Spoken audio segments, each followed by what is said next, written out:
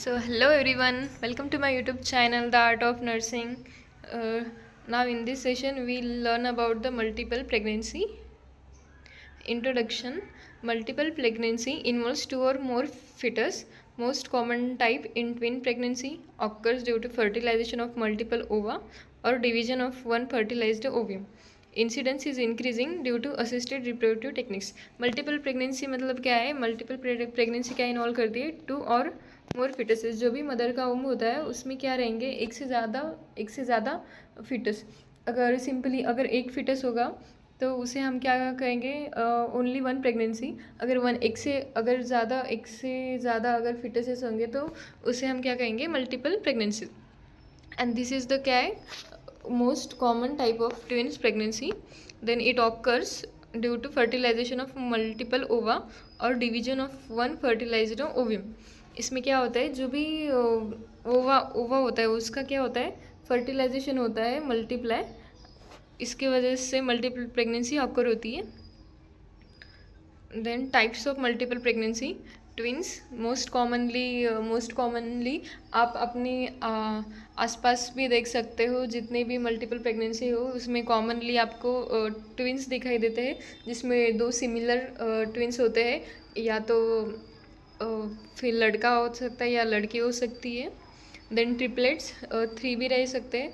Then quadruplets और higher order multiples. Triplets means fetus जो है नंबर ऑफ बेबीज 3 हो सकते हैं. देन क्वाड्रप्लेट्स कभी 2 हो सकते हैं. देन 3, देन 4 और 4 से भी ज़्यादा हमें किसी कंडीशन में दिखाई पड़ते हैं. Then types of twins. Monozygotic that is identical. जो भी मोनोजाइगोटिक ट्विंस होते हैं उसे क्या हम कहते हैं? आइडेंटिकल ट्विंस कहते हैं, जो सिंगल फर्टिलाइज्ड ओवियम से बनते हैं. Then share genetic material and these two fetuses are share their genetic material with them. That's why they are looking identical, same. Dizygotic जिसे हम डाइजाइगोटिक जिसे हम क्या कहते हैं? फ्रैटर्नल. जो कि ट्विंस तो होते हैं मगर अलग होते हैं और एक जैसे उनमें कैरेक्टर्स नहीं होते या तो सेम नहीं दिखाई देते हैं. फ्रॉम 2 सेपरेट ओवा. मोनोजाइगोटिक में हमने क्या देखा था? सिंगल ओवियम था. और इसमें क्या है? जो भी ओवा क्या है, ओवियम क्या है, वो 2 होंगे, मतलब सेपरेट होंगे. मे बी सेम और डिफरेंट से. या तो लड़की रहेंगी या तो लड़का. Then risk factor. अब मल्टीपल प्रेगनेंसी में रिस्क फैक्टर कौन से है? Maternal age 35 years. अगर 35 ईयर से ज़्यादा अगर एज की लड़की होगी या तो फीमेल होगी तो उसमें हमें ये मल्टीपल प्रेगनेंसी दिखाई दे सकती है. Then family history of twins. अगर फैमिली में किसी को ट्विंस अगर इससे पहले हुए होंगे तो भी हमें ट्विंस दिखाई पड़ेंगे. Then use of fertility treatments.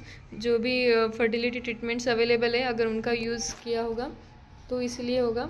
Then higher parity होगी अगर प्रेगनेंसी अगर मल्टीपल तीसरी चौथी अगर नंबर ऑफ प्रेगनेंसी टाइम होगा तो भी हो सकती है.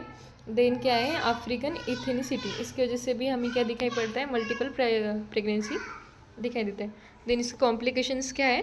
मैटरनल और फिटल. यहाँ पे हम दोनों भी कॉम्प्लिकेशंस डिस्कस करेंगे. तो मैटरनल में क्या हो सकता है? एनीमिया. जो भी एनीमिया क्या है? किसी भी प्रेग्नेंट लेडीज़ में क्या है? एनीमिया एक कॉमन कॉम्प्लिकेशन है जो हर किसी में दिखाई पड़ता है. Then pre eclampsia. Then preterm labour. Then postpartum haemorrhage. Pre eclampsia में क्या होगा? जो भी फीमेल है उसको प्री इक्लैम्शिया हो जाएगा, हाइपरटेंशन हो जाएगा. देन प्रीटर्म लेबर भी हो सकता है. देन पोस्टपार्टम हेमोरेज, ब्लीडिंग के भी चांसेस है. देन फिटल में क्या होगा? फिटल में देखते हैं. फिटल में क्या होगा? Intra uterine growth restrictions. जो भी उसकी ग्रोथ है उसमें क्या हो सकता है? रिस्ट्रिक्शन हो सकते हैं. Then twin to twin transfusion syndrome एक सिंड्रोम है. इसके भी चांसेस, ये भी कॉम्प्लिकेशन हमें मल्टीपल प्रेगनेंसी में दिखाई पड़ेगा. देन डायग्नोसिस क्या कर सकते हैं? रैपिड यूटेराइन इनलार्जमेंट दिखाई पड़ता है. Then palpation of multiple fetal poles. Palpation की हेल्प से दिखाई पड़ता है। देन रैपिड यूटेराइन इनलार्जमेंट की वजह से।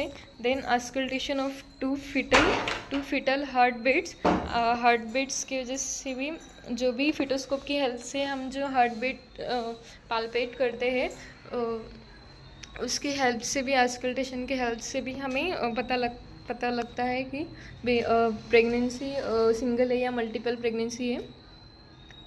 Then ultrasound gold standard for diagnosis. Ultrasound क्या है? एक ऐसा टेस्ट है जिसे गोल्ड स्टैंडर्ड कहा गया है। Then determine number, type and chorionicity. Then management during pregnancy. इसमें ड्यूरिंग प्रेगनेंसी में हम मल्टीपल प्रेगनेंसी का मैनेजमेंट कैसे कर सकते हैं देखेंगे। रेगुलर एंटीनेटल चेकअप्स जो भी है, तो एंटीनेटल चेकअप्स रेगुलर करना पड़ेगा। Then nutritional supplementation, monitor for complications, then bed rest if needed, then corticosteroids for lung maturity if preterm delivery expected. Regular antenatal checkups होंगे मैनेजमेंट में। देन जो भी न्यूट्रिशन है, जो भी उस फीमेल को न्यूट्रिशन चाहिए वो न्यूट्रिशन उसे प्रॉपर प्रोवाइड किया जाएगा। देन जो भी कॉम्प्लिकेशन है उसे मॉनिटर करके उसे जल्दी से जल्दी उसे रिड्यूस करना पड़ेगा। और अगर बेड रेस्ट अगर उस फीमेल को नीडेड है तो उसे बेड रेस्ट भी प्रोवाइड करनी पड़ेगी। Then management during labour and delivery के टाइम पे हम इसे कैसे मैनेज कर सकते हैं देखेंगे। Delivery in hospital with NICU facilities. NICU facilities के साथ हमें क्या करना चाहिए? डिलीवरी प्रोवाइड करनी चाहिए, डिलीवरी होनी चाहिए। Then continuous fetal monitoring, fetal की क्या है? मॉनिटरिंग कंटिन्यूस होनी चाहिए। Then first baby usually delivered vaginally if presentation favourable. Then इसमें क्या होगा? फर्स्ट बेबी क्या होगा? कैसे नॉर्मल, उसकी डिलीवरी कैसे होगी? नॉर्मल डिलीवरी होगी।